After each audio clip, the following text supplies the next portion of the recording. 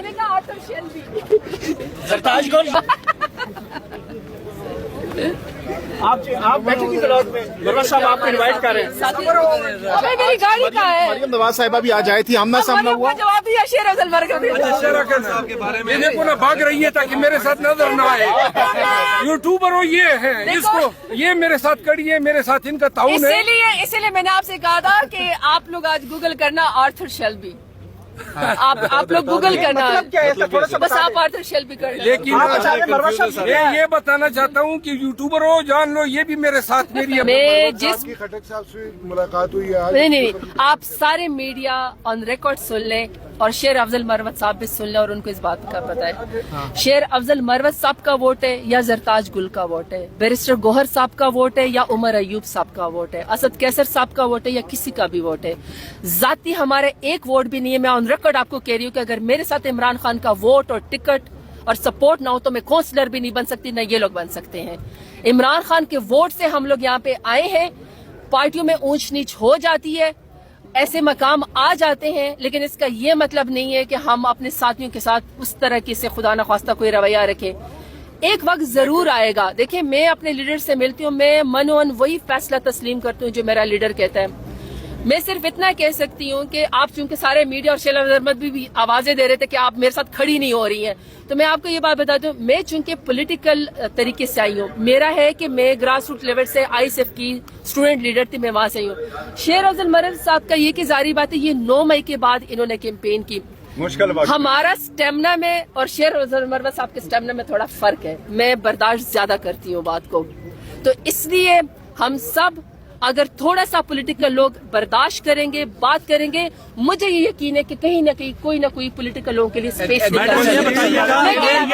ये बताइएगा 9 मई के बाद मेरी बात सुन ले। लेकिन आज आप सब गूगल करेंगे साहब ने कहा कि ये बताइएगा छोड़ के चली गई आपको। साहब बता दें ये क्या मतलब, ये तो छोड़ के चली गई आपको। ये जरताज गुल जो है, इसने मुझे अकेला छोड़ दिया है। अब क्यों? और मैं इसकी शदीद मजम्मत करता हूं। अच्छा, पहले आप कहते थे मुझे क्यों निकाला, अब मुझे क्यों अकेला छोड़ा, ये सारे क्यों? साहिबा ने जो बातें की, इनसे एग्री करेंगे आप? देखिए, जरताज गुल साहब की अपनी राय है, मैं एहतराम करता हूँ, लेकिन देखिए, खान साहब के वोट की तोफील हम लोग आए हैं असेंबलियों में, लेकिन ये जवाब नहीं है कि पार्टी में अगर एक ज्यादती हो रही है तो आप जवाब ये दें कि जी मेरा एक वोट नहीं है।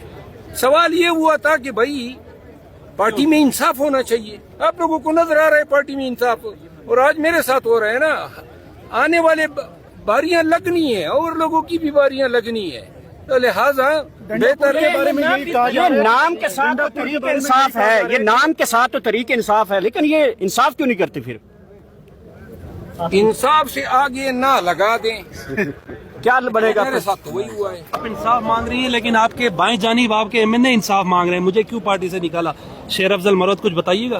तो मैडम ये क्या आर्थर शेल्बी शेर अफजल मरवत सुन रहे हैं, उनका कहना है सरताज गुल कह रही थी आर्थर शेल्बी। सरताज गुल से मैंने कहा आर्थर शेल्बी। सरताज गुल ये बताइएगा कि करेंगे, हम इनके साथ बात करेंगे, जरूर करेंगे। सरताज गुल साहब ये बताइएगा कि ईद के बाद मजबूत किस्म का एहतजाज होगा या सिर्फ आप इस्लामाबाद के बाहर ऊ करेंगे?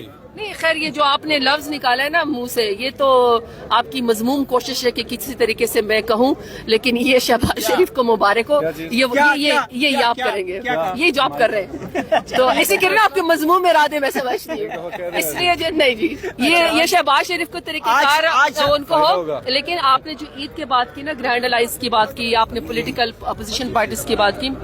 देखिए, ये मेरा मुल्क सिर्फ पाकिस्तान तहरीक इंसाफ का नहीं है कि हम ही असूलों की सियासत करके और पाकिस्तान के लोगों के लिए लड़ते रहे। आप सबका हक है। आपके साथ पेका एक्ट के अंदर क्या हुआ है, आप सच नहीं बोल सकते हैं। 26वां तरमीम में जजों के साथ क्या हुआ है, वो इंसाफ नहीं कर सकते हैं।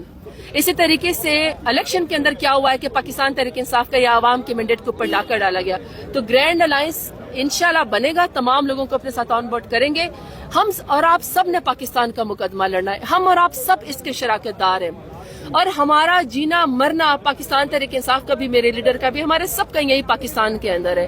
ہم نے یہاں سے کہاں جانا ہے؟ تو یہیں پر مل کے انشاءاللہ مسئلوں کے اوپر بھی بات کریں گے. پولیٹیکل پارٹیز بھی ہمارے ساتھ آئیں گی اپوزیشن کی، اور انشاءاللہ موقف، کیونکہ عمران خان کا کوئی ذاتی موقف نہیں ہے، پاکستان کا موقف ہے. گل صاحبہ پچھلا رمضان بھی تھا، عمران خان جیل میں تھے، یہ رمضان بھی، یہ بھی زرتائی صاحبہ پچھلا رمضان بھی خان صاحب جیل میں تھے، یہ رمضان بھی جیل میں ہے. کب تک عمران خان کو باہر آتا ہوا دیکھ رہے ہیں؟ اور یہ بتائیے گا کہ کب احتجاج ہوگا، کتنی بڑی تعداد میں ہوگا، کس طرح نکالنے میں آپ کامیاب ہوں گے؟ دیکھیے، احتجاج تو ہم ہمیشہ کرتے ہیں. پاکستان تحریک انصاف وہ واحد جماعت ہے جس کے پاس ایک پولیٹیکل پاور ہے، اسٹریٹ پاور بھی ہے. جب بھی میرے لیڈر کا حکم ہوتا ہے، 26 نومبر کے بعد کہتے تھے نا کہ گولیاں کھانے کے بعد یہ پارٹی آگے نہیں آئے گی، آئے ہیں نا. کتنی دفعہ ہم نے نیشنل احتجاج کیا ہے، پیسفلی کیا ہے. تو پاکستان تحریک انصاف کے پاس سب سے بڑی اسٹریٹ پاور ہے. جہاں تک آپ نے کہا ٹھیک کہہ رہے ہیں، مجھے بھی انتہائی دکھ ہے، بہت تکلیف اس بات کی کہ میرا لیڈر بے گناہ ابھی تک دوسرے رمضان المبارک بھی جیل کے اندر بیٹھا ہے، ان کی بیگم صاحبہ بھی.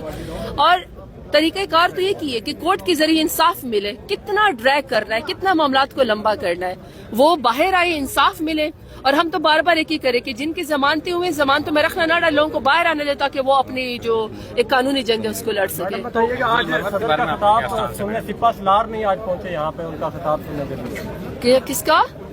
صدر کا خطاب نہیں سننے، آرمی چیف نہیں پہنچے جی یہاں پہ. یہ تو ظاہری بات ہے، پھر ان سے وہ زرداری صاحب بھی بتا سکتے ہیں کہ ان کی اسپیچ میں وہ کیوں نہیں آیا، وہ اردلی وزیر اعظم بتا سکتے ہیں. یہ بتائیے گا آپ کا اتحاد کس حد تک کامیاب ہو جائے گا فضل الرحمان صاحب کے ساتھ اور پرویز خٹک صاحب کو؟ کوشش کر انسان کوشش کر سکتا ہے، کامیابی اللہ دیتا ہے. ان کو شک ہے کہ پھر کہیں جنرل فیض کے ساتھ اسی طرح کوئی اور صاحب نہ مل جائے ان کو.